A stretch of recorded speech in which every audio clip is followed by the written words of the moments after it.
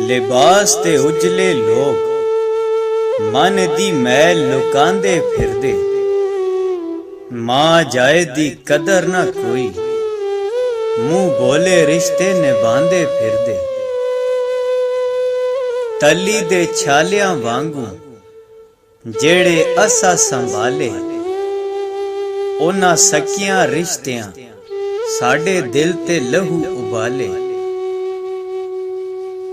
गुंजल खोल दे दिल दे मेरे, अंदर गुप हनेरा है।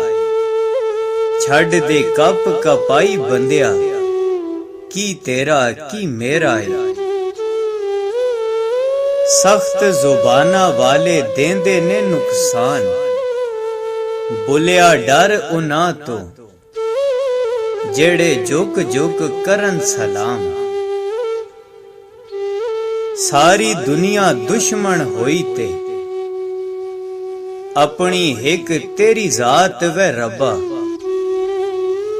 लोकी सारे ताने मारन ते बख्शण वाली हिक तेरी जात वे रब्बा। जिवें लंघदा ई वक्त लंघाई जा, हर गल ते सिर नवाई जा। बस झगड़े अना दे मुकाई जा, चुप करके वेला टपाई जा। ए जग ना रहंदा चुप अड़िया, तू अपने जख्म छुपाई जा। इंसाना वर्गे बंदे फिरदे, एक दूजे नाल लड़दे फिरदे। लख शरफ दियां गल्लां करिए,